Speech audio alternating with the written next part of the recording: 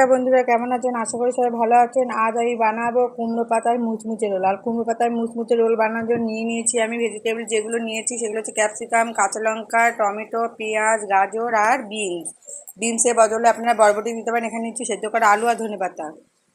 এখানে নিয়েছি আমি কুমড়ো পাতা।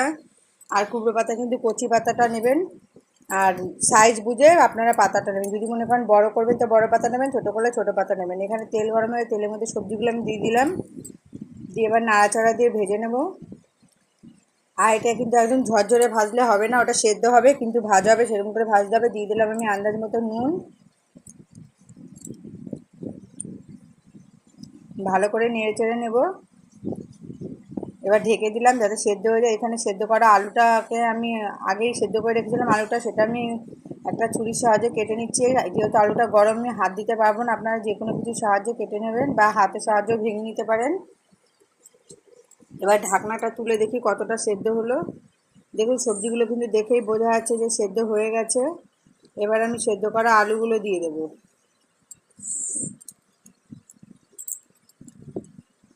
দিয়ে ভালো করে নেড়ে চেড়ে নেব। দেখুন এটা কিন্তু আমার অনেকটাই রেডি হয়ে গেছে। যে রোলটা বানানো, রোলের যে পুরটা আমার রেডি হয়ে গেছে। দিয়ে দিলাম আন্দাজ মতো একটু মিষ্টি,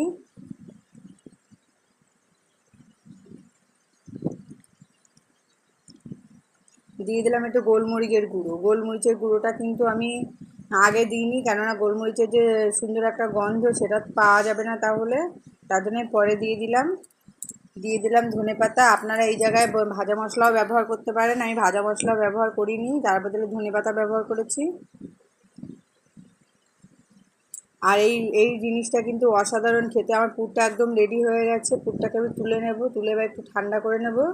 এটা আপনারা চাইলে দুপুরবেলা রান্না করার সময়ও রেডি করে রাখতে পারেন, রাতেরবেলা যখন সন্ধ্যাবেলা যখন খাবেন তখন ভেজে নিতে পারেন। বাদামটা, কাঁচা বাদামটা আমি ভেজে নেবো এবার। কাঁচা বাদামটা আমি পুরের মধ্যে দিতে পারতাম কিন্তু পুরের মধ্যে আমি দিইনি, এটা একটু আমি অন্যরকমভাবে দেবো তাই। এদিকে বেসন নিয়ে নিয়েছি, বেসনে নুন হলুদ দিয়ে দিলাম, আন্দাজ মতো একটু মিষ্টি দিয়ে দিলাম।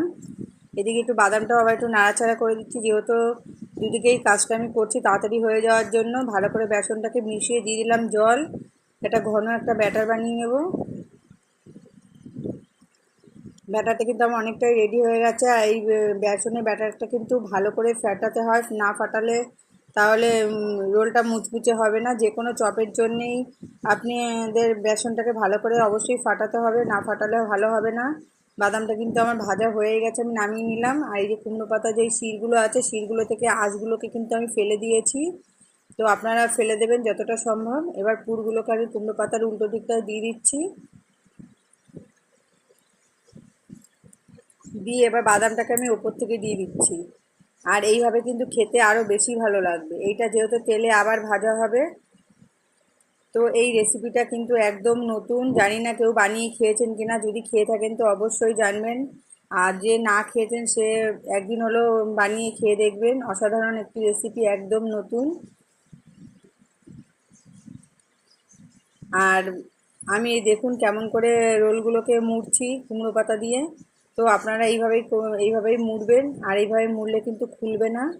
আপনাদেরকে আরও একটা ভালো করে মুড়ে দেখাচ্ছি। দেখুন একটা হাতে আমার ফোন, আর একটা হাত দিয়ে আমি জিনিসগুলোকে রেডি করছি। তো আপনারা যখন দুটো হাত কাজে লাগিয়ে করবেন আপনাদের আরও বেশি সুবিধা হবে। আর যে কোনো নতুন জিনিস বানাতে তো সবারই ভালো লাগে, আর খেতে তো আরও ভালো লাগে। প্রথমে মাথাটা মুখে মুড়ে দিতে হবে, মুড়ে দিয়ে তারপর আরেকটা দিকটায় একটা সাইড করে নিতে হবে, সাইড করে ভাঁজ দিয়ে তারপরে আবার একটু মুড়ে দিতে হবে। আর এই যে কোনাগুলো থাকে, কোনাটাকে একটু ভাঁজ করে দিলে দেখতে সুন্দর হবে। আমার এই ভিডিওটি যদি ভালো লাগে লাইক কমেন্ট করে দেবেন প্লিজ বন্ধুরা, অন্যদেরকে দেখার একটু সুযোগ করে দেবেন। দেখুন আমার রোলগুলো রেডি করা হয়ে গেছে, এবার শুধু একটু ভেজে নিতে হবে। এদিকে কড়াই বসিয়ে দিয়েছি, কড়াইতে তেলও দিয়ে দিয়েছি, তেলটা কিন্তু গরম হয়ে গেছে। আমি রিফাইন অয়েল দিয়েছি, আপনারা যে কোনো তেল দিতে পারেন আপনাদের পছন্দ মতো। এদিকে বেসনের ব্যাটারটা তো আমি রেডি করেই রেখেছিলাম,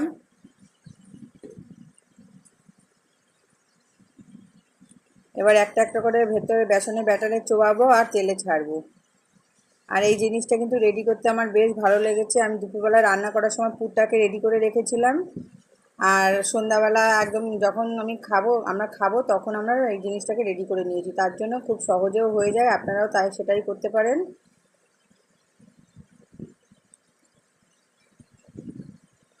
আর এটা কিন্তু গ্যাস কমিয়ে আস্তে আস্তে করে ভাজতে হবে, তা নাহলে যে কোনো চপই প্রথমে একটুখানি বাড়ি দিতে হয়, তারপরে গ্যাসটাকে কমিয়ে দিতে হয়, তাহলে রোলটা মুচমুচে হবে, বা যে কোনো চপও তাহলে মুচমুচে হয়। তা আমার দুটো কিন্তু অর্ধেক হয়ে যাওয়ার পরে আমি এটা কিন্তু কড়াই সাইড করে রেখে দিয়েছিলাম, রেখে দিয়ে আমি বাকিগুলো দিয়ে দিয়েছিলাম, দিয়ে আমি একবারে ভেজে তুলে নিচ্ছি। দেখুন কত সুন্দর হয়েছে, দেখেই বোঝা যাচ্ছে কতটা মুচমুচে হবে। আমার একে একে সবকটা হয়ে গেছে, এখন একটা আর বাকি আছে।